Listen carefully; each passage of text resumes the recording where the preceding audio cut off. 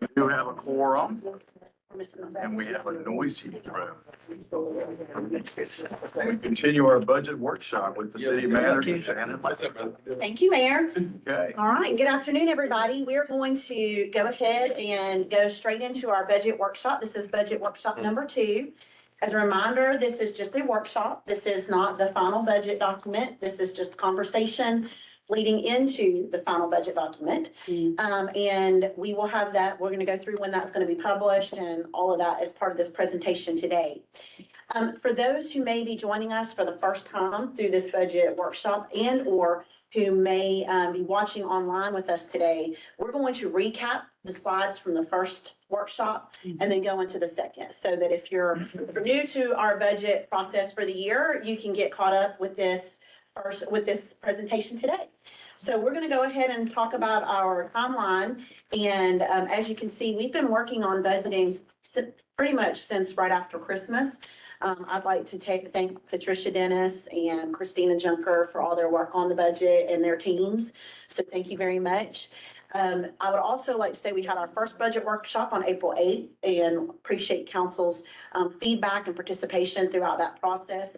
We have obviously our second workshop today, and then May 13th is the budget public hearing. So for anyone who'd like to mark that down, May 13th is the public hearing and will be our first State of the City report. So we'll be providing our State of the City report as part of the May 13th public hearing. And then hopefully we'll have first reading that same night and budget adoption on the 20th. We've allowed ourselves the full month of June in case there's any hiccups along the way or any delays, so that we will have our budget adopted way in time before the June 30th deadline.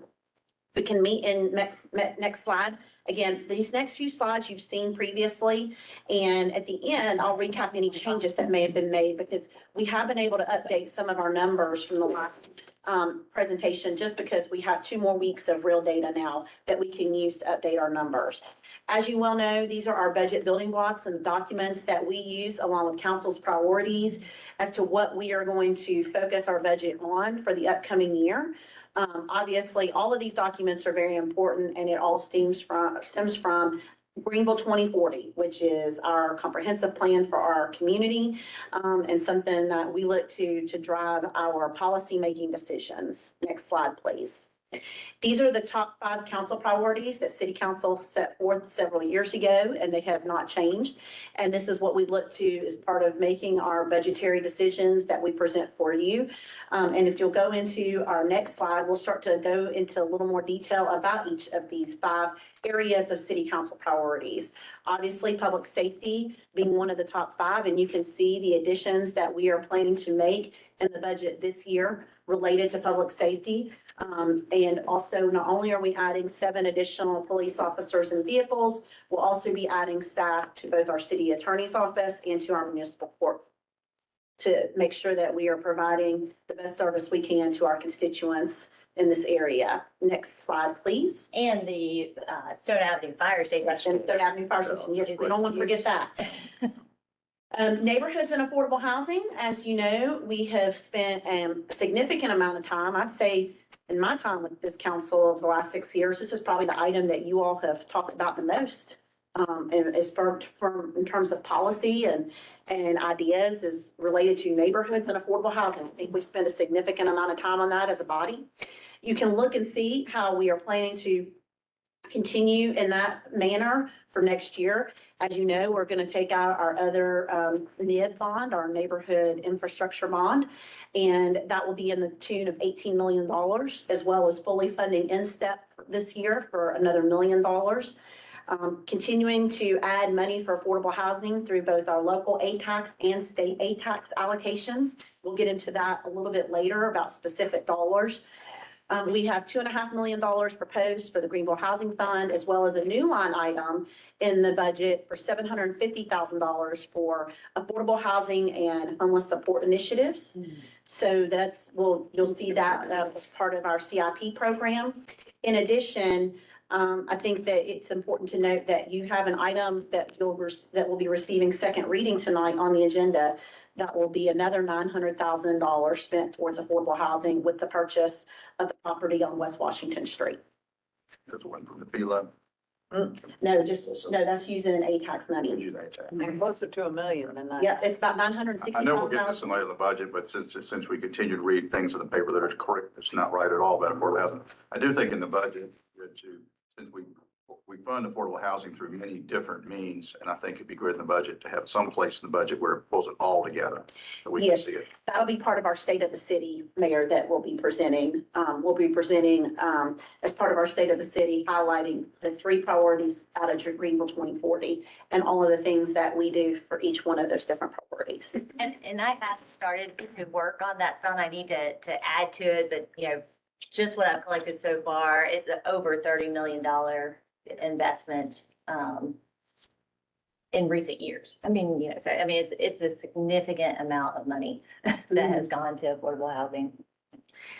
Moving on to economic development, obviously, that now is as good a time as any to welcome Sam Conduras, who is our new GCEDC Chairman and CEO. Sam started today. Today is Sam's first day, so we welcome you.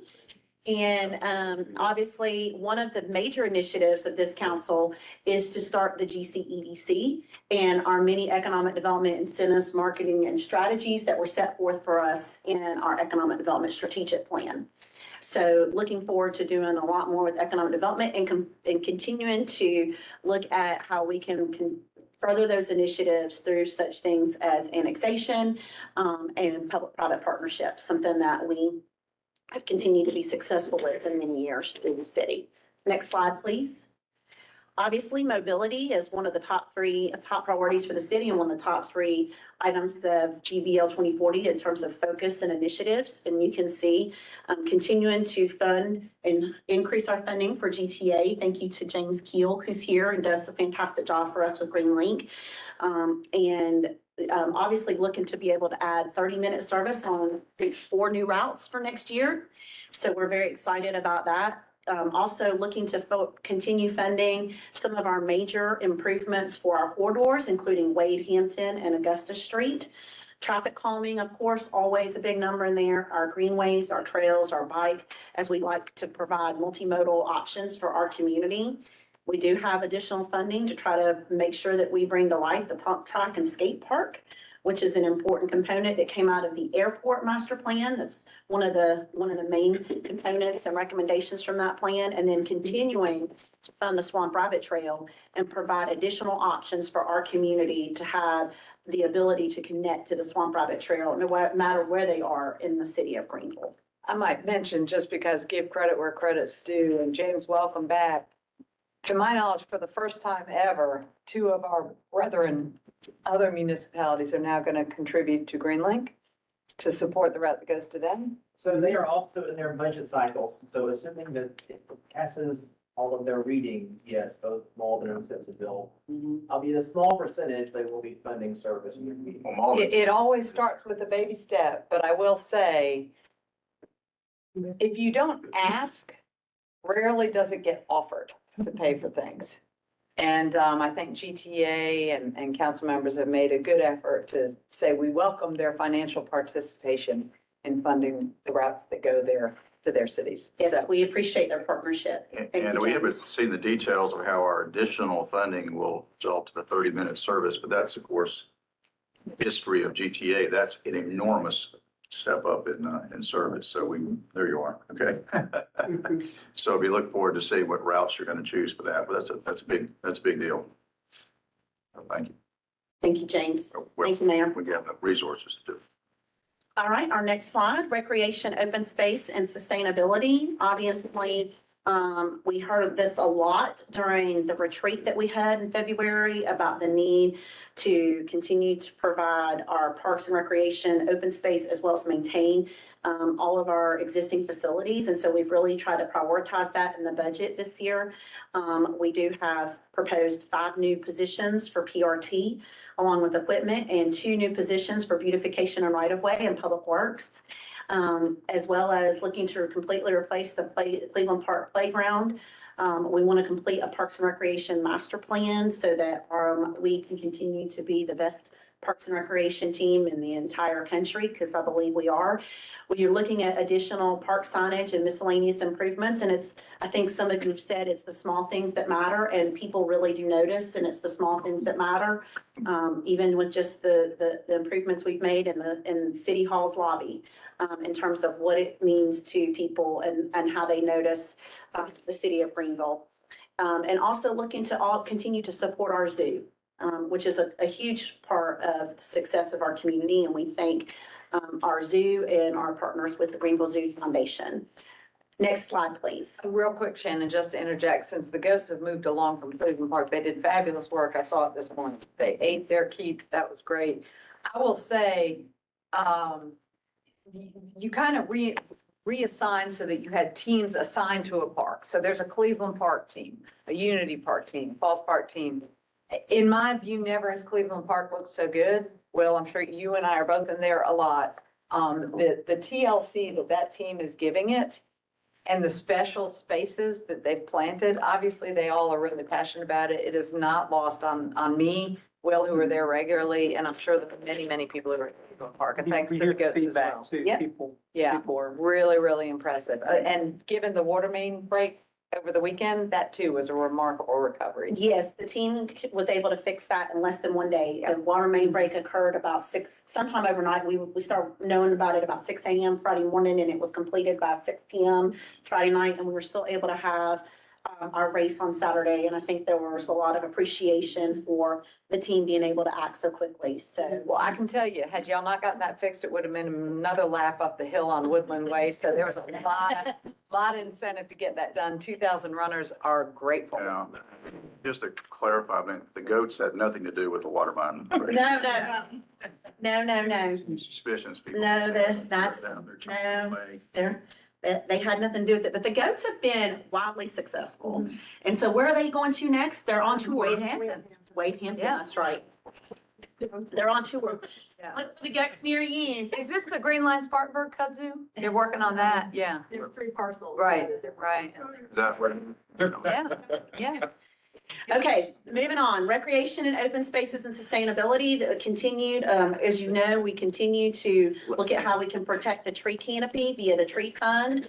And we had another great tree giveaway this weekend. I'm really proud of the work that we're doing with tree planting and tree giveaways. Open space acquisition that we, again, have another parcel on the agenda tonight to acquire another 12 acres for open space. Thank you, council, for prioritizing that and allowing us the resources to be able to make that come to reality. So, we purchased more land for open space this year than ever before. And so I really think that that's putting, again, policy into action, and really making it a priority for our community. And back to the affordable housing thing, that is another way we expend resources to affordable housing is via replenishment of trees or supplement of trees from the tree. That's right. And we waive, and we can. Or waiving, yes. Or waiving fees such as the $112,000 for a project recently. That's right. Next slide, please. Okay, so just to reiterate, and, the city of Greenville's financial condition remains exceptionally strong. We have sufficient capacity for projected debt, and we're not even close to meeting our capacity, as we well know. And we're the only city in South Carolina that is a triple A. And so that's something we are extremely proud of. And there's a lot of things that are evaluated. If any of you all were at our retreat and heard our presentation from Walter Goldsmith, you know that there are many things that the credit agencies and the rating agencies look at when they are making those determinations. And it is very difficult to become a triple A. And we are very proud that we are the only city in South Carolina to have those ratings. And we are going to do everything we can to make sure that we maintain such. Next slide. We are also the GFOA Triple Crown winners. And we are the only, one of the only cities in the country to have that. Only 331 governments, or 0.4%, are actual Triple Crown winners. And I think that, again, it shows to our financial stability. I'm really proud. I think a lot of people expect certain things from their local government. One is they expect financial safety and security and knowing that their tax dollars are being spent appropriately. I think that obviously we show that through our budget and our financial stability, and they expect public safety and they expect responses to constituent concerns. And I think that we make that a priority of ours every day. And I think that our budget is reflective of that. Do you know, I wonder, Shannon, how many cities, I don't know if South Carolina, if in South Carolina, but how many cities around the country, like these people are running deficits. I mean, they've got unfunded liability in tunes of millions and millions of dollars, and here we are, that's a triple, like a big deal. It's a big deal. I think it's not always exciting because, a lot of people may not necessarily understand it, but what it means is that our credit is so good that we can get debt at the lowest percentage available on the market. And we're being the most responsible you can be with taxpayers' money. That's exactly right. Unity Park and the neighborhood infrastructure bond, the two biggest bonds we voted on this council, would never have been able to get that amount of those resources without our triple. That's right, because the lower your debt costs, the more capacity that you have, and we're not having to pay more money for our debt. So it gives us more capacity to do more with our money and put the money at work for our community. Next slide, please. So our budget priorities, highlights, and assumptions for this year. I love this picture. Absolutely love this. We obviously want to provide support to our city staff. I think I mentioned that our theme is people first. And that's extremely important to us as an organization.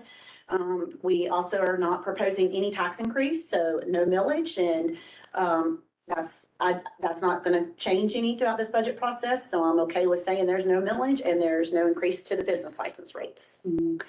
Next slide, please. So the general fund. As I said, no millage increase. I want to make sure I say that many times. That should be the headline, no millage increase. Business license tax remain flat, and we are providing for another merit cost of living adjustment for our employees so that they are taken care of and that they know that they are very much appreciated and important to everything we do. We cannot do what we do every day without our employees. I can't say that enough. We are going to have a little bit of a fit risk fund increase, and we'll go through that in a little bit. We have our general fund debt issuance that we're preparing for Stone Avenue Fire Station. We've already had $1 million that was appropriated, so that's why the debt is not for the full price of the fire station. Our NIB bond is about $18 million, and you all have seen the projects on that. We will come back to you all after budget and remind and do an update on the NIB projects. Just because it's been a while, I think, since we kind of dug into what all we're going to be able to fund with that 18 million. So once we get through the budget process, we'll come back to you all in June and provide an update on all the projects that were going to be in the NIB.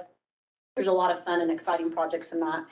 And, I really have to give a lot of kudos to Patricia and her team.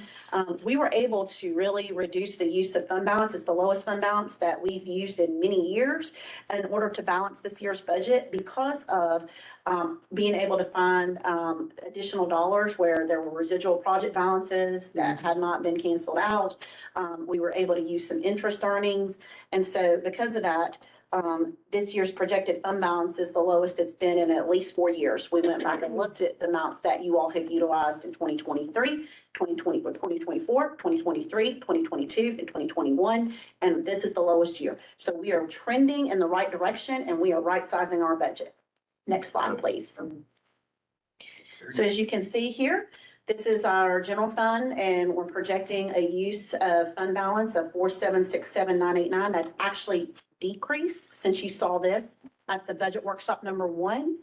And you can see how our expenditures are projected with that fund balance. Again, last year you used a fund balance of 9.6 million. This year we're proposing using about fund balance of 4.7 million. Next slide. Well, this is really the FY '24 projection of where we're going to Oh, start. yes, that's right. Our next one, that's right. Yes. That's right, for FY '25. We're using 5.3. But again, 9.6 last year compared to 5.3 this year. So again, we're really trying to move ourselves in the right direction with how we right size our budget. And that's something that we will continue to do over the next several years, to where what we'd like to do is not have any use of fund balance. That is our ultimate goal. Right, and refine our allocation of funds, make sure that they are being fully utilized and pulling back if they aren't, so. That's right. Next slide, please. Okay. All right, let's go back through our capital improvement program. I don't think that there were, many changes on this since you all saw it, but for anyone who may be listening or seeing this for the first time, just wanted to review it again quickly. And as you'll see, we put what the balance was that we project at the end of June on these projects. We have not done that previously. We did that this year so that you can see where we are not adding an allocation, how we can explain that we may not be adding an allocation where we feel like we have sufficient funds to cover those projects. So Academy Downtown Bypass has been paid thankfully by the state of South Carolina. That was something that we were able to get funds for from the state of South Carolina. So we really appreciate that. The Affordable Housing and Homeless Support Initiatives was originally money for Church Street Bridge. We are now paying for that out of hospitality. We took that $201,000 that we had from last year. We added $550,000 to it to basically have $750,000 that we can add in for affordable housing and homeless support initiatives. Our affordable housing plan that goes to the Greenville Housing Fund that y'all have been supporting several years now, at least for $2.5 million is included. Augusta Street improvements, we've added $500,000 to bring that up to 1.529. That does not include the money that we received from the state of South Carolina for undergrounding. Church Street Bridge, I've moved to hospitality tax, commercial corridors. We have 3.2 million in that account, so we did not add any additional funding this year because we'd like to spend some of that money down before we reallocate. Communications was formerly known as ED Marketing. We're shifting that money over to Beth's team to handle marketing out of communications. So just making that clear. The downtown facade improvements has $486 in it that have yet to be spent. And so we're not adding in, if for some reason we have a project that comes in this coming budget year that is over that amount and we think that it's a good project, we can reallocate and do an appropriation from the commercial corridors to the downtown FIP to cover that cost. But since we don't have any known projects at the moment, that's why we're not adding any dollars in that line item this year. Economic Development Fund we took $350,000 of that to pay towards some of the urban design initiatives downtown, but that still leaves $3.7 million. And that is used to fund our economic development projects and such as public-private partnerships. This include this money right here. We've already taken out the things that you all have approved. So this dollar amount reflects things like Gracie's Plaza, which has already been encumbered, even though we haven't, that project's not under construction. So I want to be clear on that. Economic development initiatives, we've added $250,000. Economic development project for Viola, we have 1.5 million in TIP, and we've got 2 projects that I think will be coming on board very soon that we'll be using for that money, and we're very excited about that. Fire station improvements. This is for other fire station improvements separate from Stone Avenue. So we have about $1.2 million in capital that we're adding so that we can continue to bring our fire stations up to speed where they need to be. GCEDC, that's their seed fund dollars to get them up to where they need to be. And that's about $500,000 that Sam and his team will have to get their organization going. Our intersection safety improvements. That project is pretty much getting close to being complete, so we didn't add additional dollars this year. All of the IT work, again, one-time use, that's why you're not seeing additional dollars. Main Street trees, we are going to be funding that out of the tree fund balance that we have, so that's why no additional dollars were added there. InStep, last year had been funded at $500,000. There was a request at retreat to up that back to $1 million, which has been the annual appropriation, and that's what we did. Next slide, please. Back up real quick. Yes, sir. Quick. On commercial corridors, how much will we normally allot into that per year? Anywhere from $500,000 to $1 million. Okay, and what about downtown facade improvements? How much will we? 250,000. Okay, Next slide, please. But we can always fund that from yeah. reallocation. Yeah, if from we- the- From reallocation, but- Yes. Open space acquisition, we've been funding at 500,000, but because of the balance that we have and being able to find we've been really happy with the cost of some of the land that we're constantly chasing. How can we get some additional open space? Another property came to light today that we're working to try to chase down. And so that we can keep those properties perpetually in open space for our community for the long term. Living out Greenville 2040, we've added 250,000 for next year. The pavement management match project's been completed, so that's why there's a zero allocation. Police body cameras, we're having to upgrade all of our body cameras. That's very important. And we are also looking at through the federal government for trying to help us offset some of that cost through a real crime data center. So more to come on that. Ridge Road, we've got the money now to pay for it. So we didn't add any money next year. So we're just gonna go ahead and pay for that. That was our commitment to Greenville County Schools for the new elementary school. Obviously, we've talked about Stone Avenue, and our Stone Avenue improvements of 900,000, but that doesn't include money that we also got from the state of South Carolina. So we are continuing to make money for that. That's why we didn't add any additional dollars this year. And continuing to upgrade our street lighting and our traffic calming program. Tree planting fund, again, because of the balance that we have in our tree fund, we did not add any additional dollars to that. Our urban design and 3D model, that's for our design center that we'd like to get off the ground and do the 3D model that council requested at your council retreat. Vision Zero, we're working through that, and we're also being able to accomplish some of that work through the pedestrian safety action plan that we received money from the state of South Carolina for last year. So that's why we didn't add any additional dollars to that, and we're continuing to make money for Wade Hampton Boulevard improvements. And that's in addition to what we received. That's separate from what we received from the state of South Carolina for that project. Next slide. So we wanted to show you kind of how we are funding our CIP and the sources of funds. We think that this is really important that we kind of show you where the sources of funds are coming from. As you can see, the majority of funds are going to bond proceeds or our general fund transfers. But also the interest appropriated here as well as the CIP Yep. reallocation. Okay, moving into our hospitality fund. Again, we continue to see growth in this area, and we've got, we're planning to spend down a little of this money, but we'll obviously have quite a bit of fund balance left even at the end of some of our proposed projects. Proposing $10 million transfer to fund CIP projects. We'll go over that next on the next slide. We also are proposing some money for a zoo project that's a CIP transfer. We've got debt service subsidy for the Greenville Convention Center, a zoo operating subsidy, and then Conisty Nature Preserve, which is something that you all agreed to in 2019. Next slide, please. This is the kind of the breakdown of how we're using our hospitality tax fund CIP. As you can see, the Church Street Bridge aesthetics are in here. And these are the part of the aesthetic costs that go with the Church Street Bridge project that is an SCDOT project. They had their public hearing, or not public hearing, public meeting on that last week. And we anticipate that project to begin in first quarter of 2025.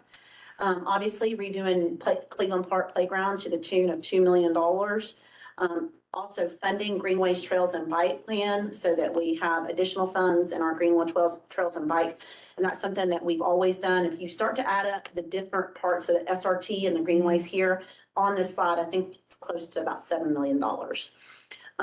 We are matching a GTA trolley capital grant match that James has submitted for 4 new trolleys. Those are replacement trolleys, not additional trolleys, but replacement trolleys. Moving on to the Lawrence Road SRT, we already have $2.479 million. We're looking at ways to try to spend that. So we did not allocate any additional resources, but this is to provide along Lawrence Road additional connections to the Swamp Rabbit Trail from Lawrence Road. Our public safety cameras and infrastructure, we continue to fund. The pump track and skate park, we added another $500,000, which should get us through design. We are working on a lease agreement with the Greenville Airport, the downtown airport. Hopefully we'll see some private fundraising come about on that. That was, I think, a commitment from some of the people in the skate and biking community. But we're funding it to the tune of $1.2 million. We're continuing to look at maintenance upgrades for our Swamp Rabbit Trail bridges, which is the $250,000. As you well know, we already have $2.5 million set aside for the Verde SRT underpass. We're proposing $400,000. And if we get the grant that the GPAT study committee recommended for us last week, and they recommended over $2 million, then we will have more than enough to cover that project, which means if we get that grant, anything that we don't utilize here, we can then put back into hospitality funds somewhere else. When do we hear about that grant? June, Can we pause for just a May second? 30th, 13. 13th, June 13th? May 13th. May 13th. Sorry, Oh. it's quicker than I. That's a real nice, nice product for us. Mhm. Before we go on, can we pause for a second? Yes. Flashback to Kaylin's report during the retreat in February for this Lawrence Road SRT, the 2.5, where'd it go? 2.4 that you just referenced. Yes, sir. Of those three main connections that we're planning first, how many of those do we expect to be done and live by the end of this coming budget cycle, 2025? I think at least one of them will be done by the end of this budget cycle. And did we, they're all priorities, of three priorities, is there one that we think will be done quicker? The one at Henderson, I think will be the first one done. Okay. Okay, next slide.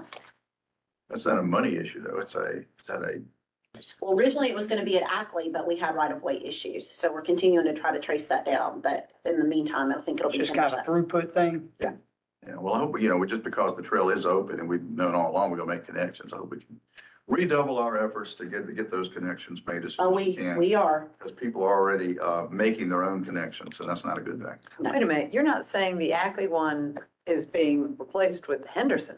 No, No, we just Okay. can't, that's we, with, but we have right-of-way issues. Right. So until we can resolve that, we need to Okay. be focusing on where we can put Yeah. them in. move it Okay. on down to next street. Next slide.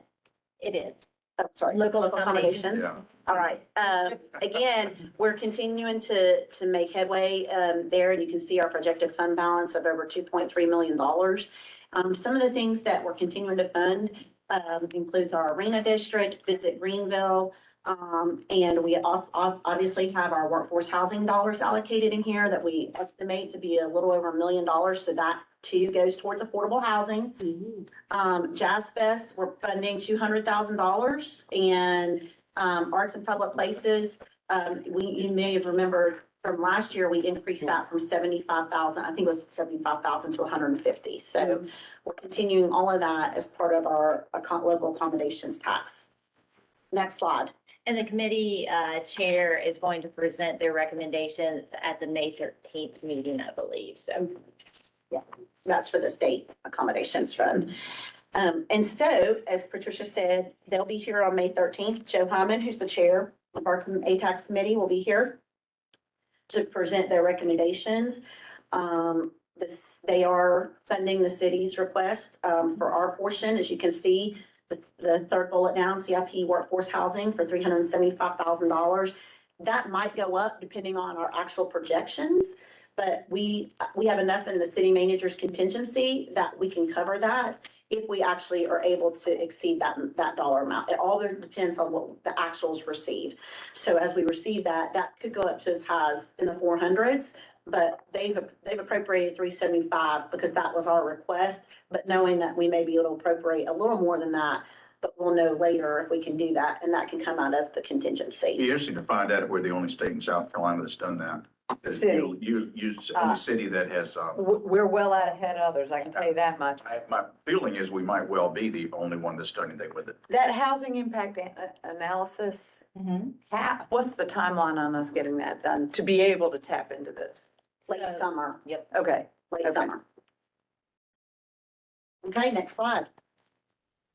So I'm gonna turn it over to Patricia to talk about the enterprise funds, but I will say that parking continues to be extremely healthy. If there's one thing that we do really, really well, it's parking. And so that allows us some capacity for being able to look at how we're gonna do hopefully some additional parking opportunities in the next coming year. So Patricia? So the projected FY '24 ending balance is 4.9 million. We're projecting a surplus of fund balance based on FY '25 activity of 1.4 million, which would yield a FY '25 ending fund balance of 6.3 million. We have a 16% revenue reserve in this fund. So after that, it's available funds of $4.5 million. We plan operations and maintenance. We're gonna add one additional parking enforcement officer. But the total is 5.4 million. Current debt service, 1.5 million, 1.4 million for CIP. General fund transfer right around $1 million, and then some vehicle replacements of 185,000. West End parking, West End parking, West End parking. We are, Don't need to say anymore. nope, it's definitely a focus. So that 16%, and I'm not debating the need for it, but we have expenses that we attribute to parking, and we're reserving 20% of those already with our policy. So really technically, Well, 20% is in the general fund. okay, so it doesn't apply to this. Doesn't apply to Okay, this. all right, thank you. That answers that. We have, of course, the cleanest, safest, best parking garages in anywhere I know. I was gonna say South Carolina, but I haven't found one in North Carolina. Looked in, because we've always had the funding and the commitment to make these places safe and. And some of the lowest parking fares as well. We're I maxed think, at Yeah, can we $7, just right? talk- Pause on that, Just mention that for a second. please. Our parking, Megan, maximum parking every day is what? 7, right? $7. So when you get emails from constituents saying it's $30 or $20, those are the few private lots. Our parking is excellent, it is clean, it is safe, and it is I inexpensive. parked in a lot in Charleston, I think for an hour, and I was charged like $30. In a public, we also, where's, You know, and I'd already found there's only space available, but. we also have, don't we? Technology, if you download the app, remember we talked about this during the, That's remember like, Available parking, yeah, and it's on you our can look at website any too. garage and see where spaces are available. Yep. Which, if you do that, in theory, you're not driving around looking for spaces as much. Support of our sustainability goals. So to your point, and your point, and And your our point. traffic Well, goals. I've asked- And our traffic goals, our parking is bar none superior to anything I've seen anywhere else for public parking. Unfortunately, most garages in some cities go to are very memorable experiences every time you go to them. Ours is not memorable. It's not supposed to be memorable. I've asked the finance folks to take a look at something else. As we've evolved in parking over the years, we started allowing weekends for free at Richard Street Garage as well as a deck at GTA. We have 2-hour free parking on the street. But we currently just have 1 hour free in the garages. All of our experts have always said we should try to make those the same thing, provide more incentives for people to use the garages. And I've asked them to look at the numbers to see if we couldn't go to finally 2 hours in the garage is free, 2 hours in the street is free, which basically would mean that the city of Greenville has free parking. Because I think everybody would agree that most people consider the street to be free parking. It's free parking. What I hear from a lot of the merchants is that even though you get 1 hour free, it creates anxiety among customers. They hear about it all the time. It's kind of like range anxiety with electric vehicles. It's sort of hanging out there. And I think once and for all, if we make it 2 hour free, all the anxiety goes away. You can park downtown and not be rushing back from your restaurant or rushing back from the Mass General store or something like that. So What is it look per at that hour? number, see if that Dollar? matters. It's $1 an hour. Who It's doesn't something have like- anxiety over $1? Just, they do, people do. But also it's hard to market it. It gets confusing. 2 hours here, 1 hour here. I think. And we don't charge. We can do just 2 and then we can charge more for the third hour. I will say that, we are looking at that and We we'll are. come back to council with a discussion about that after we get through with budget, once we get through with budget. Now we have data, because we didn't have that in Right, we the have- past. We don't have really good data in terms That's of what the right. effect would be, if there would be effective. And that, we'll come back to council with that in June, but And we don't, I'm so sorry, city manager, we do not have meters on our street parking. What cities do you go to? where You know, a city has a lot of meters, but can you name one? I can name one right now. 100 miles down the I want road. to know, there's a certain city in South Carolina that has meters like, not just on Main Street, like everywhere in the city. Now has a new program where they've decorated like it's an art project. They have made the meters decorative. And Oh you my can- Yeah, goodness. you can take pictures for Instagram moment, it said, for your parking. while you're paying to park, We don't charge, You can't do that in Greenville. we don't charge people money, we don't have meters to charge people money to spend money. We want them downtown spending money. Even though we could, Amen. you know. Right. Would make a lot of. Next I will say that we, yes, as y'all will know, you may have seen from the trolley ridership last week that people are using our garages for the drive games. And And this will be our second stand to see. So we only had one stand at home game, so we go into a second stand starting tomorrow night. So we'll see how things are going. But you can go and park at a Greenville garage for, we think about $4 to go to a Greenville Drive game. So I think that's cheaper than probably any private parking funds out there. So next slide, we've had enough fun on parking. Okay, Patricia, stop. Because it's, where was it fun? That's how it is. All right, it's Christmas. All right, we're projecting FY '24 ending fund balance of 3.1 million, as well as, based on FY '25 projected activity, utilizing approximately 200,000 of fund balance, which would leave us an ending fund balance of 2.9 million. Again, that 16% reserve, because it's a separate fund entirely, will leave a 1.8 million available at the end of FY '25. 4.1 million is attributable to operations and maintenance. There's $1 million for CIP based on the Stormwater 2.0 priorities. General fund transfer of right around 800,000, and equipment replacements 580,000, as well as debt service of 479,000. And when you say Cleveland Park crew, we're talking about the same crew we were talking about before that's now taking care of the maintenance of the park? So it's a percentage of the Cleveland Park crew. It's 20% of their activity we are attributing to stormwater. Mhm. Not the part that deals with the garden. Oh, yeah, I understand that. Yeah, yeah. Just the Yeah. Cleveland Park crew. Gotcha.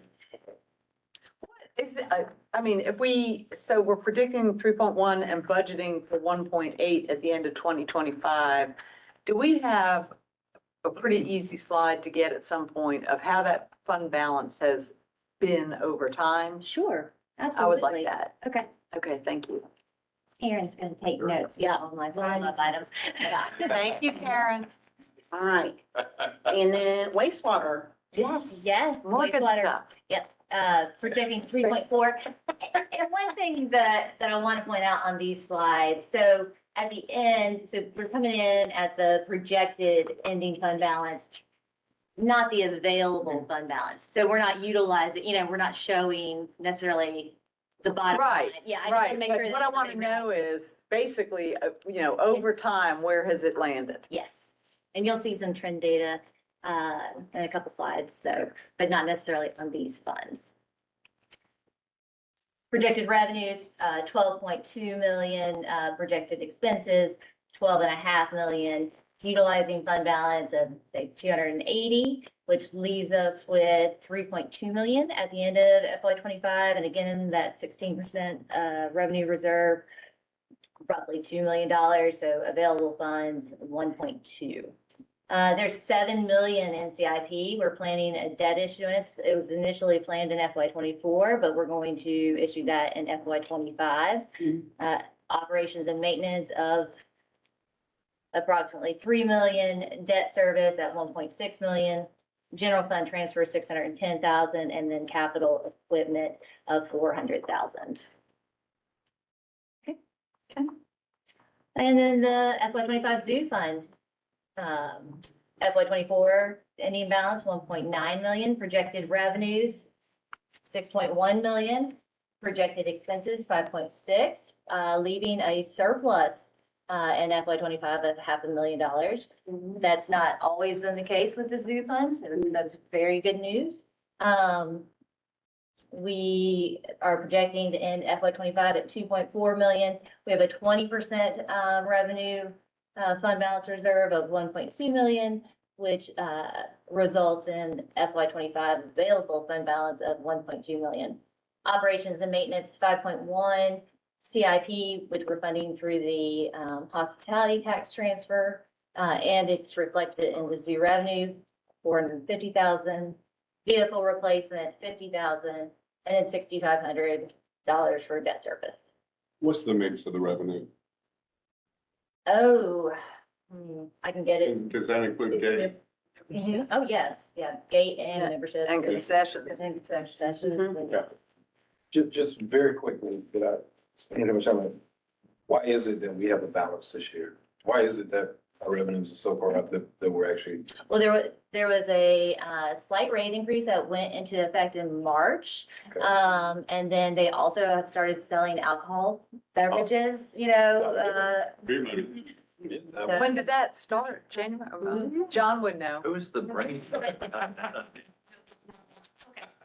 It hasn't started yet. I haven't got it here yet. Yeah. Been to the zoo. It seems like it's delayed. That's gonna be when you go.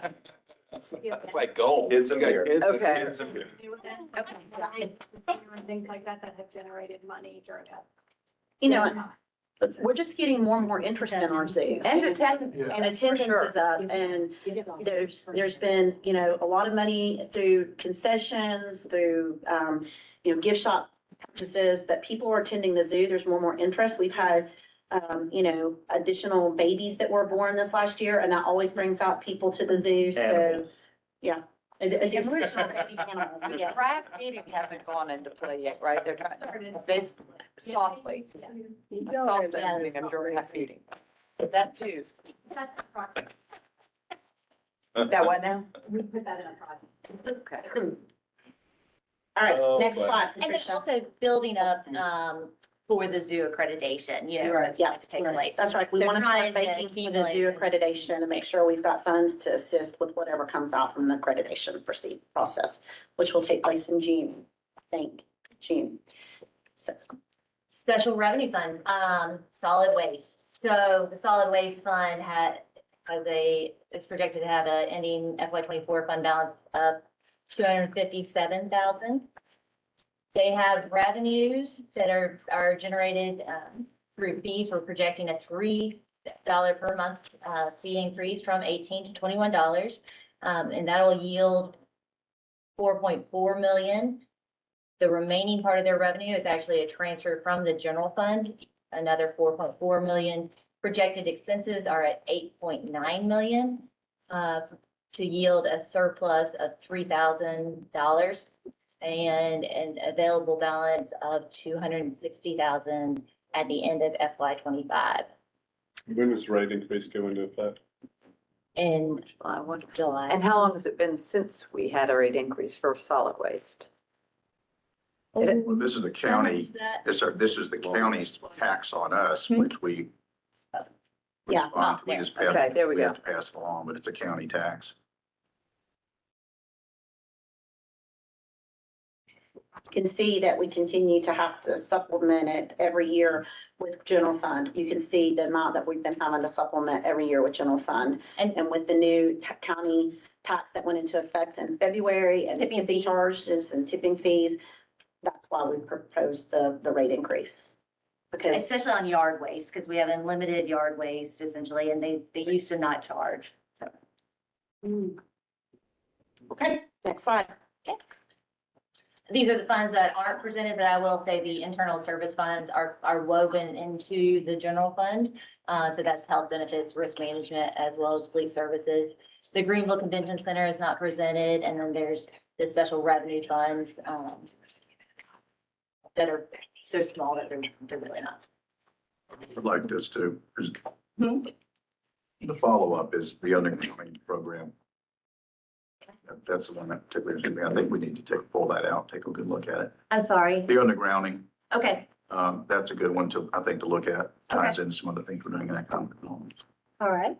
We can do that. General fund revenues, FY So now we're starting, just so y'all know, this is new information that was not presented previously. So, we want to provide some trends and some comparison data. Okay, Patricia, Sorry, I just launched into it. that's okay.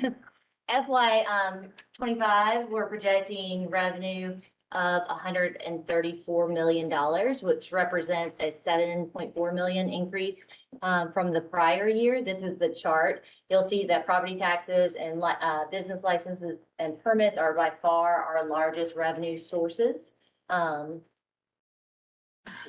Yeah, I'd like to note, because people always think that we charge fines or charge fees in order to support the operations of the city. That's obviously not true when you look at the data.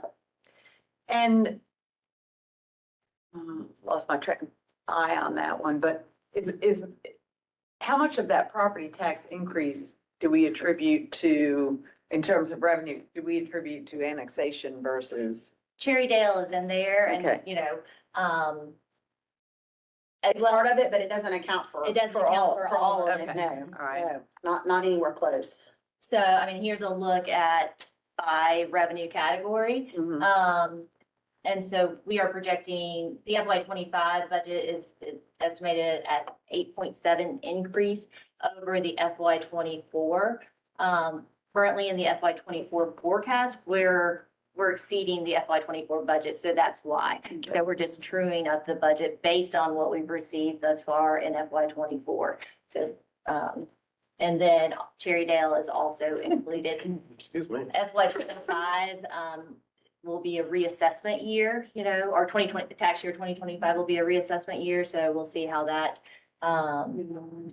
Impacts our revenues. exactly. What kind of feedback have you gotten about the adjusted business license fees? I mean, Any? no, I mean, there was, yeah, we didn't make a change this year, and yeah, no, it's not. The revenue department's very busy. All right, next slide. Yep, licenses and permits, you know, our second largest source, we're projecting a modest 3.5% increase over FY twenty-four budget. And then everything else is pretty negligible. Tricia, these are all conservative numbers, correct? Yes. Yeah. The FY twenty-five budget by category, you know, I think this allocation shows, that the areas with the largest allocation align with council priorities. 41% of the budget is allocated to public safety, 27% of that is, you know, the police, 14%, represents fire, followed by, you know, parks, recreation, and tourism, 9%. And if you think about, you know, how many acres of parks we have and playgrounds, events such as Jazz Fest, the community center, the youth athletics, not surprising. And then, you know, 7% is the next largest allocation, and that represents public works. Is it feasible to put a category of affordable housing in there? We can. We can We look have at it it a lot in, of it's in different different ways. things, but we can Yeah. call it out and figure out how to call that out and make that. This goes back to what we continue to talk about. We talked about it last time as well. Tell our story. I think This this is slide by is the good, but it department. could get better. Yeah. So Yeah. affordable housing is actually in CIP, Yeah. so I think Part that of we can CIP. give you, Department. Well, can we do, different breakdown. can we do a budget by category and then a budget by department? Because this seems like, if this is department, this is really like I department. think that's your state of the city where it's just It is. holistic spending. Okay. It'll be all in the state of the city. Everything about affordable housing will be in the state of the city. Here, And you're we'll right. call it out and make sure that it's called out as categorized by that. Understood. And this is just by the various, categories. Yeah, you're right. So we have debt service in there, 5.2, vehicles, capital projects, affordable housing. It's gonna be in the CIP, so when it's. Well, it's gonna be in different things. Yeah, it'll be in different That's, things. that's the thing. It's not just one line item. Okay, but I mean, to get from this thing, if like last year, our budget was 267 million, Mhm. right? If you look at the amount that, and I think we had 12 million CIP general fund, something, I mean, these are ballpark numbers. But if you look at the revenues in and the amount it takes for the wheels to be turning of the city of Greenville, you know, the amount that's left over for CIP is the amount you gotta look at that's discretionary, in my view. And that's what you measure the one line item of affordable housing to in terms of a percent of that. However, so for example, if it's 2.5 is that line item and the CIP last year was 12 million, Mhm, then 20% thereabouts of it was affordable housing of the entire CIP. right. On top of all that, so we waive permits Mhm. for affordable housing things, which is not insignificant. Tree fund, not insignificant, and the huge chunk with CDBG money, also a huge amount. And that's So not even in those. I know, numbers that that's not that even in that. Right. that I But was to quoting me, before. all of that example of things I just said are contributions toward affordable housing by the city of Greenville, not to mention lost revenue when we do MCIPs for Right. affordable housing. Absolutely. So that's state of the union. $10 million. Yeah, I mean, it's, we are, I mean, and when I ran numbers, you're really getting north of that if you start figuring in some other things. Yeah, actually, Total with, We will have all of that as part of the state of the city on May the 13th. Story. Okay, let's keep moving. All right. Keep us on time. sorry. How Here's much time the, do we have for this segment? We have until 4:45. We have about 18 minutes. okay, sorry. FY 14 to FY 23 trend data, just to see that, over the last 10 years, the general fund actual expenditures have only decreased once in FY 20. Historically, governmental expenditures have increased an average of 5%. The lowest increased year experienced a decrease of 3%, and the highest increased year was in FY 19, which increased 13%. But it's a nice look back on what's happened with the general fund. And then, again, last 10 years, property tax revenue. I'm sure your eye is gonna go to the FY 22 actual. That is when the TIF funds, that we stopped receiving those TIF funds and the TIF districts went away. So, but historically, again, increased average 5%. FY 22 decreased 19%. And then the highest increase year was FY 19, prior to COVID. So property tax revenue represents 48% of the overall general fund budget. So that is attributable to return on investment, the money we've spent on hospitality tax projects, our public-private partnerships, all the things we do absolutely. that sets the property taxes on fire. And then here's a look at the business license trend, our second largest revenue source for the general fund, 37% of the FY 25. Historically, business licenses have increased around 6%. The lowest growth year was FY 20 with a 2% growth year over year. And the highest was in FY 21 with an 11% year over year increase. You know, when I look at that, the thing that jumps out at me on business license is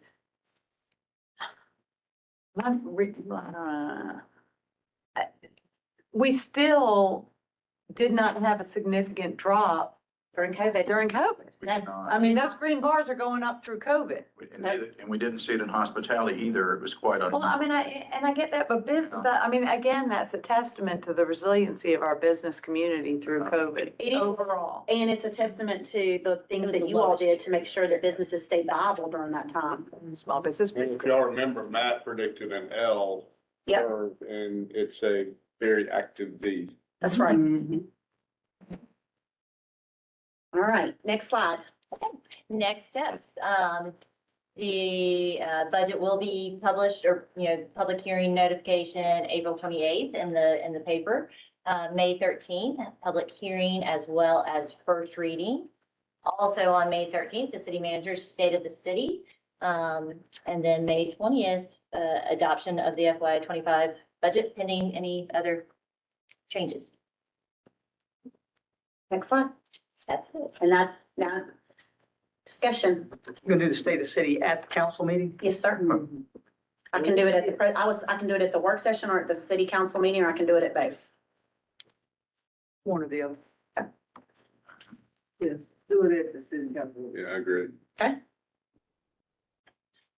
Other comments, questions? I mean, it's great news. I feel like we're in really good shape for our budget. We've worked really hard to bring you all a budget that is trending the right way, that makes the best use of our taxpayer dollars. And we specifically went back and looked at all of the priorities that we heard from council at council retreat and tried to address those as much as we possibly could in the budget. I want to go back to what the mayor said and what I've heard around this table. And that is all the investments that we've made in infrastructure and fire and police, to economic development, all of these things, to trees, all of these investments that have made cost a lot of money. But I gotta tell you, look at that budget and you can tell that these are great investments because of the revenue that continues to increase year after year. Yep. What do you think we'll get a new update? Probably, June. June. We'll, I don't think, we may be able to do it May 20th. We'll just see how, I mean, I'm rushing, I just want to get it ready. well, it's not about, I want to make sure that I'm reserving enough Yeah. time on work session for budget conversations, but we'll definitely have it to you no later than June. Okay, If not before that. We've got it I mean, we can have it ready pretty quick, so it's not that hard for us to put in front of you. It's just timing it right with the budget One thing I most conversation. appreciate, Shannon, I appreciate everything your staff's done, I appreciate what you've done, but especially in presenting the budget. It's just very important that there's a narrative behind it. You've expressed the narrative so well, and that's what I very much appreciate. Thank you, Mayor. We have a budget that tells a story now. It's coherent, you can understand it. It aligns with That's- priorities. Yeah, it's all the priorities are there. And it's transparent. And it's not always that way. Thank you, sir. Yeah, We absolutely. want our It's general public. fun. It is fun. Budgeting is fun. Well, and I don't know if it's as fun as Saturday, but it is pretty up there. Yeah, priority to get. So, and actually The alternative is not. pulled the slide, but just taking our total general fund revenue and dividing it by the number of households, just the number of households, which is extremely conservative number. So taking all of our CIP, and it comes out to around 300 per household per month, which ironically is the same amount that people, is the average amount that people spend on entertainment per month. So all the city services that you get, Good deal. I mean, it's Yeah, a but great that's not deal. getting funded by households. That's getting funded through things like permits and licenses. Oh, right, So absolutely, but that it's- averages to Right, the but same it's- amount. You know, it'd be interesting to look at the average property tax bill and see what the actual number is per And that, household for city services. Questions, comments, discussion, changes? I like the way it was framed. Thank You know, very much. I would make sure, that people are aware no, I'm just trying to focus on you. that these meetings, this is where the work is done on budgeting, right? Well, you know, this group here, and some of us far more so, but collectively together, we've been together for going on 5 years. And we know we're gonna evolve to the public hearing, and we've done the roll up your sleeve work, beginning with the retreat, followed by 2 workshops. For those who do not have the latitude to attend these, and the retreat, recognizing those are doing the work days, these are posted on our website, yes? And to understand how we spend the city taxpayers' dollars and the businesses' revenues, you must have some fundamental understanding, I think, of our overall budget at a very macro level. And so with 1 hour and 4 minutes invested in time of watching this stream, one could get to that point.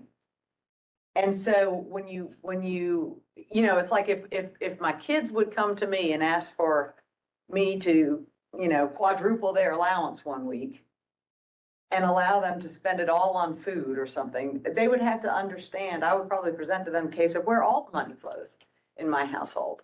And so I just encourage, anyone who's interested in the money flow of the city. I don't know of another city that's as transparent as us, and especially with these work sessions being posted on our website for anyone to see.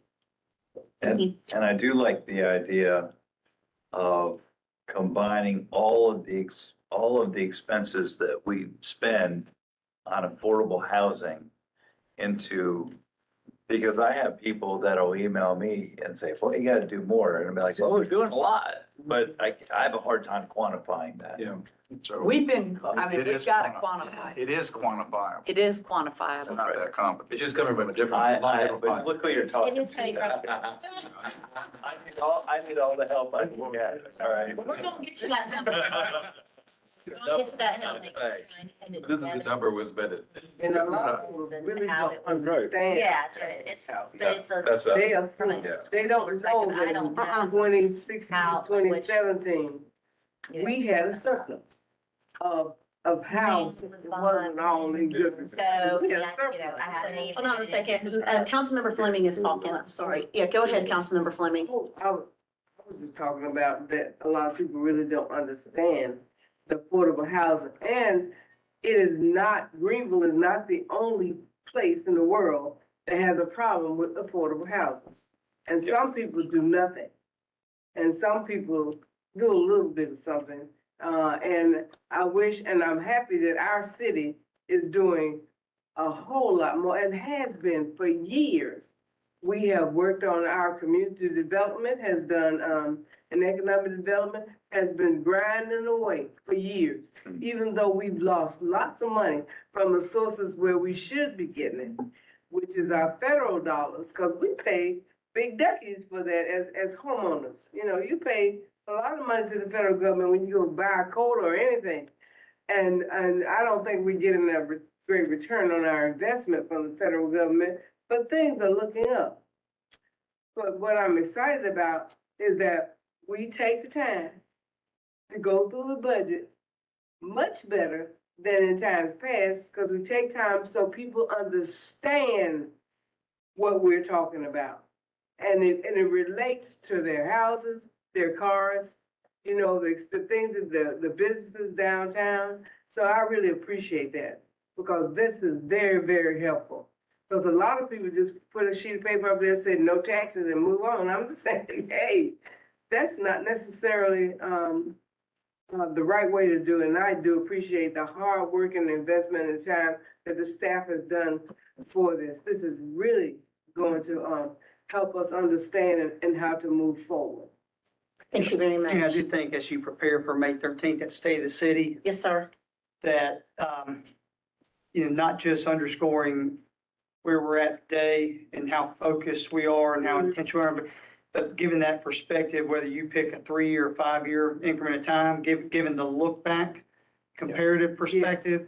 Because we're talking about affordable housing right in this moment of time, but I can cherry pick from the presentation Patricia just gave, the zoo, which is critically important. Some would say, We almost lost. it's not a priority, top 5, but it's incredibly special to so many in our community. And if you look back at where the zoo was 5 years ago to now, it's profound. You look at the NIB, investments in neighborhoods, look at parks, look at police, public safety, affordable housing. So we weren't bad then, but we're so much better now. So it's a snapshot as well as a longitudinal progressive type thing. To me, I think that's where the real story is. Yes, and that's what we're excited about for the upcoming State of the City. We've not done one of these before, so we're really excited about being able to present our story, and the story of the work of you all and the community. I mean, in the last 5 years, you got to think we adopted Greenville 2040. I mean, we have a new economic development strategic plan. We have a new zoning code for the city. We've really invested in affordable housing.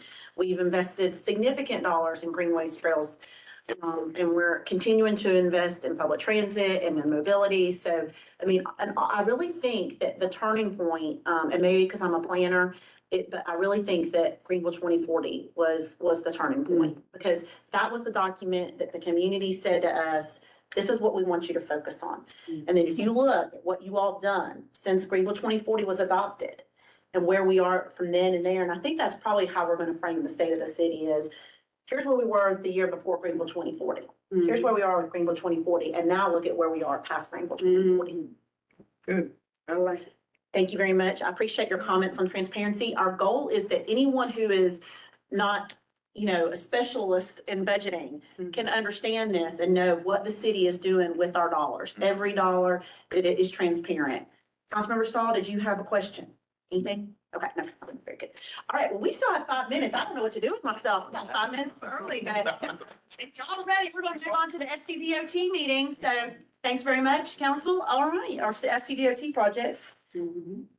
Okay. Nick and Clint, the stage is yours.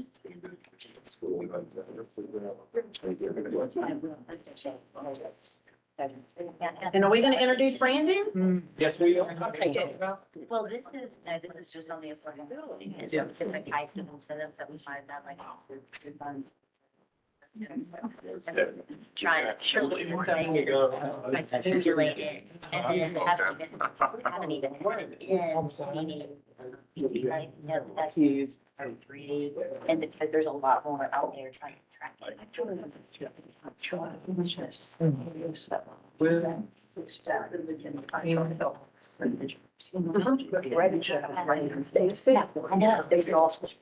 Yeah, it's good. All right. Nick and Clint, are you ready to lead us into our next conversation? We are. All right, let's go ahead and get started and let's introduce Brandon and Yep. make sure everybody knows Brandon's here with us today. So this is just a quick update on some pretty significant investments that SCDOT is making on some of their key streets, but within the city of Greenville. So we do have Brandon Wilson. He's the District Engineering Administrator for SCDOT. He's over District 3. Glad he could join us today. But really just want to give you an update on 2 safety improvement projects. And I want to tell you that there's going to be public meetings on this in this summer. And we wanted to just let y'all know about it before you heard about it through a public meeting, which is why we're here today. Yeah. So, Yeah. and we thank Brandon for joining us. So this is just a quick update on a couple of safety improvement projects that SCDOT is working on. These projects have been underway for a little over a year now, maybe almost 2 years, just working with Stantec, who y'all are all familiar with as one of the consultants working for us. They've been working for DOT on this project, but it's 2 safety projects on River Street and on Poinsett. And it's actually River Street and Richardson Street, and then on Poinsett Highway as well. So we're excited about it. We've been kind of involved with the safety analysis and review, and DOT has incorporated a lot of our input and comments into the recommendations. And there are some public meetings that'll be conducted in July. It's a little bit further out, but this will be presented to the public for input. And we're kind of slowly moving towards the construction phase, which is the 2025 and 2026. So with that, I'm going to let Nick kind of walk you through each project and some of the key aspects that are being considered. Yeah, as he mentioned, so we've been working on the roadway safety audit portion of both these roads for a little over a year. So you'll see all of those entities up there have been a part of that process. Looking at crash data, figuring out exactly what are the safety needs on this corridor and how do we best address them. And so one thing I want to call out there is that everything that you're going to see here is safety oriented. It's how do we make these areas safer for bikes, pets, vehicles, everybody. Another key thing to point out is these projects came from not just crash history with vehicles, but also their high percentage of bike ped crashes. So we'll start with River Richardson, which extends from South Main all the way to Elford. So we've just got a few, it's a little less than a mile, 4,300 cars a day. But it's right in our CBD, very important road, small private bikes, rentals are right there, access to the trail, very heavily used road. So when we're looking at collisions and crashes, you'll see some of the heat map bills, and I want you to pay close attention when you look at the heat map for all types of users. Your intersections are your main focal points, but when we look at the heat map for just bike and pedestrian crashes, you'll see the one bright spot is at Broad and River/Richardson. So that's just kind of an important note to highlight there that that's an important intersection for all users.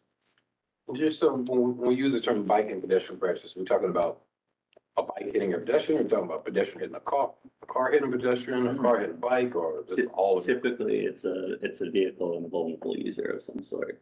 Okay. Hey, we pop back real quick, one more.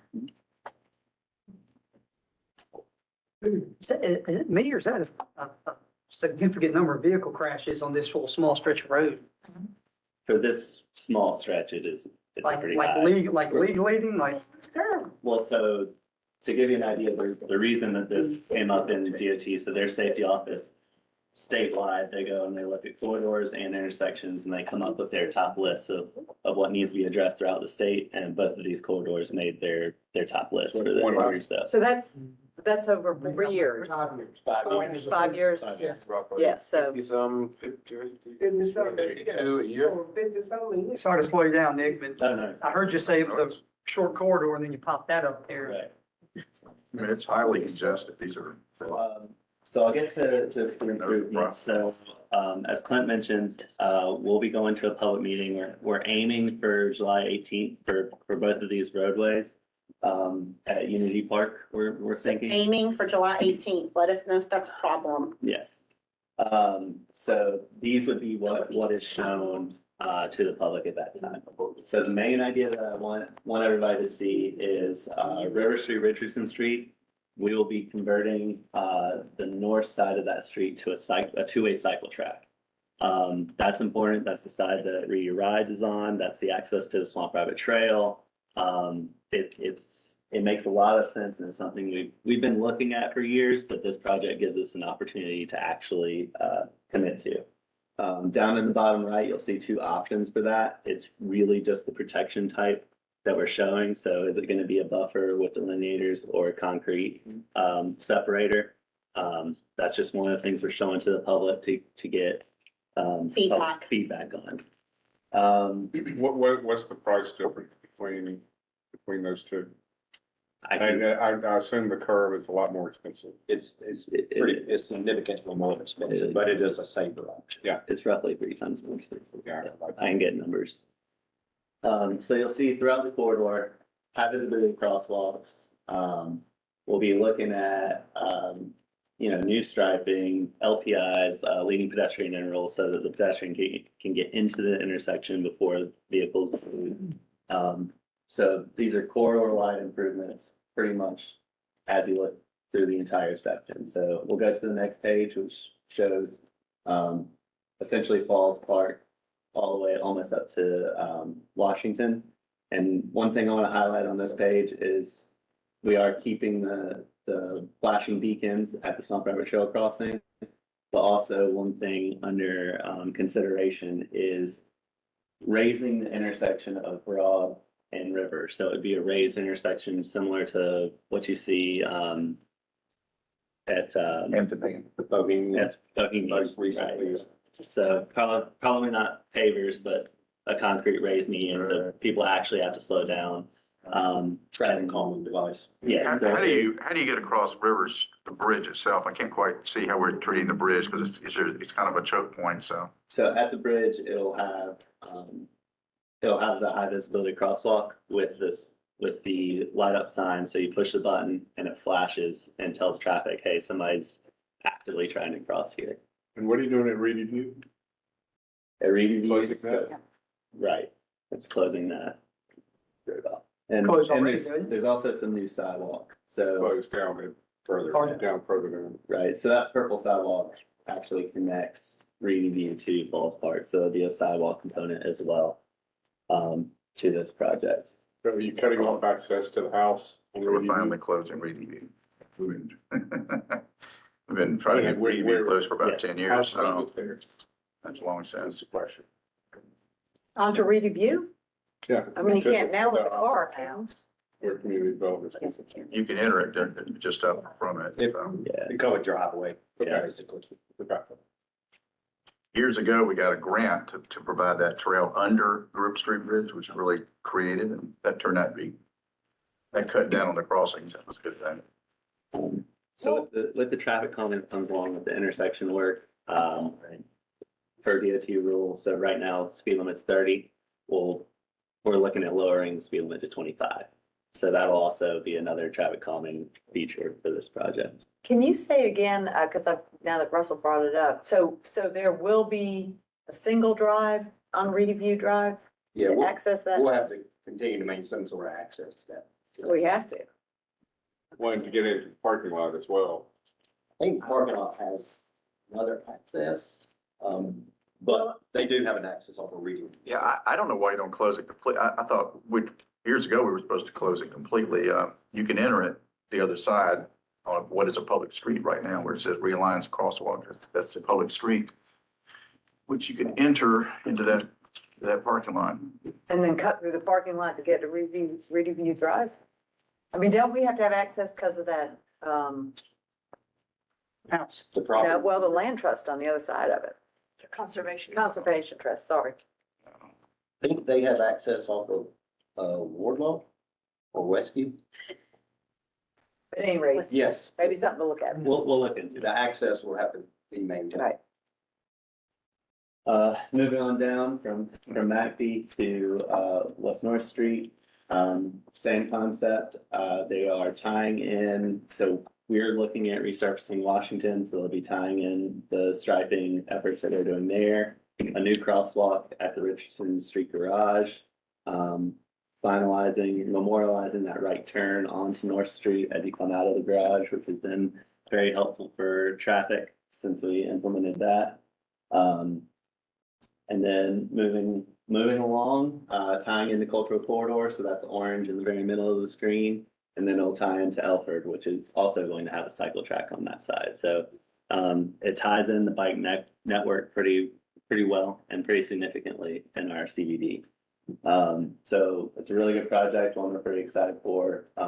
Probably it's a multi-million-dollar investment that they're looking at. So Yep, and just, this is all SCDOT. all SEDOT. So we're presenting what will be shown in the public meetings, but this is an investment by SCDOT, and we want to make sure that that doesn't get lost, that this is SCDOT making this investment in our community. Right.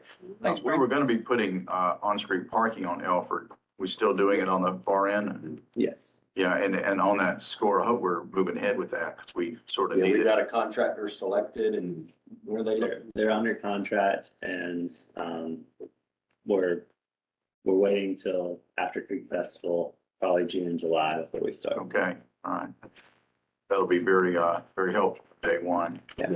Moving right along to Poinsett, and I do want to point out that the city limits is here at Rutherford Shaw, so I'm not gonna spend a lot of time on what's beyond that. But we will go ahead and move along. EMAP just shows Weststone, Rutherford are two of the hotspots. Agreeable friends with material. Same thing here, pedestrian crashes. I do want to show this slide real quick. You just let me. Because one of the things that's come up a lot is improper pedestrian crossings or illegally in roadway. So that's a big issue. Wait, say that again, improper what? Improper crossing or illegally in roadway. So, Can we go back one just a second? Just Yeah. to, so this is pedestrian. okay, and then the back one again. Mhm. Okay, All crashes. all crashes the last 5 years. Right. And so this gives us a good idea, and of course, a lot of that, some of that's not in the city. Right, beyond Rutherford, and north, it's Yeah. not in the city limits. Yeah. Correct. Yeah, but the really bad part is. I was a little surprised to see that the traffic volume is at 39,000 cars a day. I'm not. Yeah. It is, yeah. You're probably not surprised. I'm not. Well, and because it's, I I think, knew it was high, but I didn't know it was. I think it's a lot more in Stone, just because you got so much outgoing traffic. But you go back to the Ashley real quick, and so the work we're doing on Ashley, go back one more, sorry, Nate. No, But you can see Ashley Ave, if you're in North Main and you put your, was it Wayfair, and you put your map on, it'll get you off Stone and it gets you up on Ashley to go north. Because Stone gets so backed up, taking that right-hand turn up on was it the Poinsett? So people are taking Ashley across, and you can see where Rutherford comes in and Ashley, and there's just a lot of crazy, it's a weird intersection, it's a crazy little intersection right there, so I'm not surprised with Spink that. probably contributes to that too. What's that, Russell? Spink probably contributes to that. There's a lot of ingress stuff going on, yeah, for sure. So this is again the concept that will be shown at the public meeting. We're starting at Pete Hollis, and essentially everything that you see will be covered by either a landscape or a concrete median with a barrier. So the barrier is to prevent pedestrians from crossing just, in the middle of the street. We want them to cross where there's a signal or the pedestrian hydrant signal that we just put in. Same thing as the other plan, hydrant crosswalks, LPIs, anything we can do to increase pedestrian visibility. So, can you go back to that? Pedestrians honoring the crosswalk we put in at Arby. Which is where the barrier and the median comes And in. then kept on saying, Nick, the one, you see where it says, the text box on the left that says install countdown pedestrian signal heads? Yes, Okay, so you see the tiny little walkway right there, it's right at the edge of that bend. right. So there's not a light right there now. And so you cross, and anyone coming from Rutherford is whipping around to the, barely slowing down and not looking for you to be crossing there.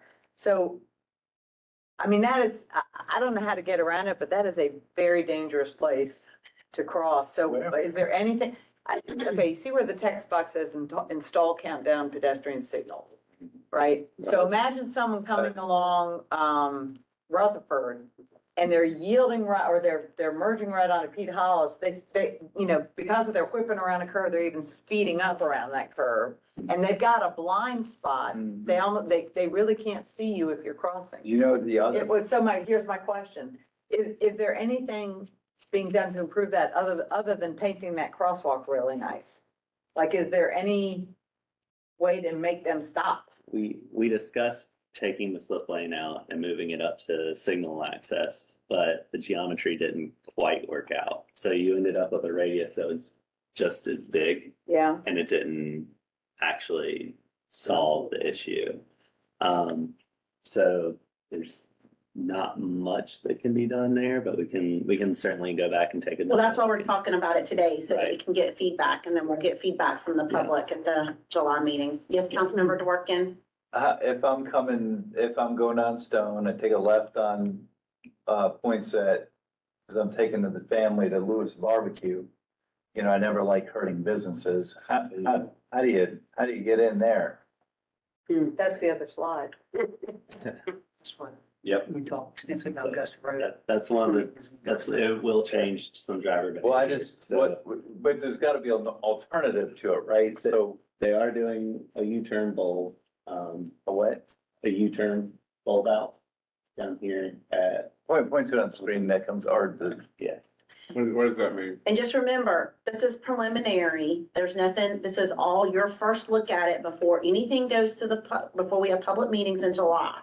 Yeah. And I just say that because this is just the first pass. no, I get it. For the, and we appreciate SCDOT allowing us to have this conversation, Oh, since it's thank- their thank projects. you, I Brandon. mean, it's their project, so that's why Brandon's here. And- Nick, we got about 3 minutes. All right, and again, this is a safety project Sounds too, short. so like it is. Well, we do, Seriously. I think we do a good job, and I think DOT, you do an excellent job too, Brandon. We do a really good job of making sure we're protecting our businesses and people who invest in businesses. So the last thing we want to do, you know, none of us want to do something that's going to end up hurting our businesses. I understand safety, sorry, go ahead. No, that's why this is just the first pass and Okay.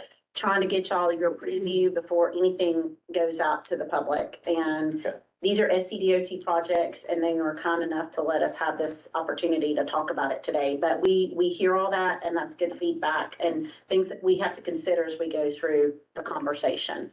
And Does any of this address, it might be on a different slide, I've kind of lost my orientation flipping through these, but the light that's at, you know, the double light on Poinsett that's right near James, where people come, we've been talking about it for 4 years, people come over the hill, they don't have a line of sight to stop. You know the one I'm talking about? yeah, Are we addressing that?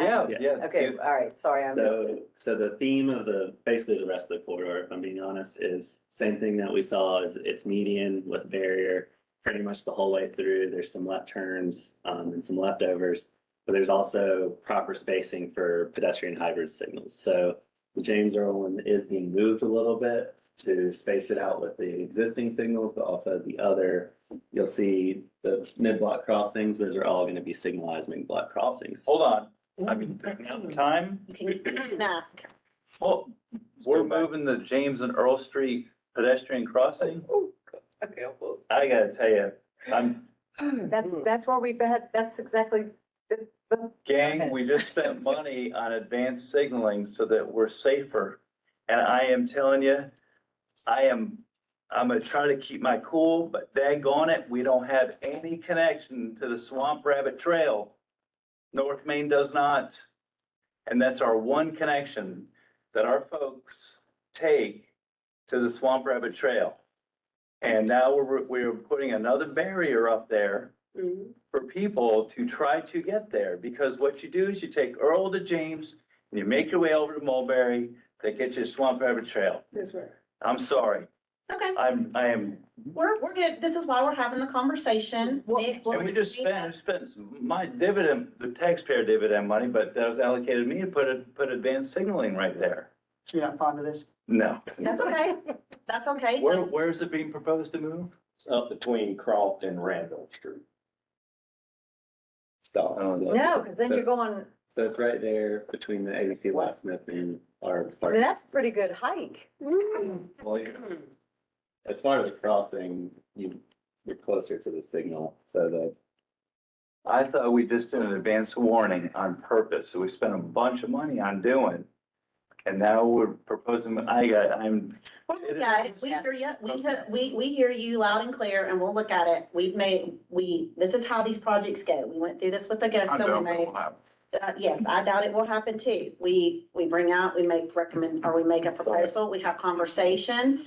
And then we make changes based on the feedback that we get, whether it's from the community or from council or from other entities. I will say I'm very proud of yeah. and how we responded to Augusta Street and the concerns that we received there, and we will do the same on these. This is, again, the first look. I want to say, that is in the, context of y'all kick butt, so thank you. Yeah. Okay.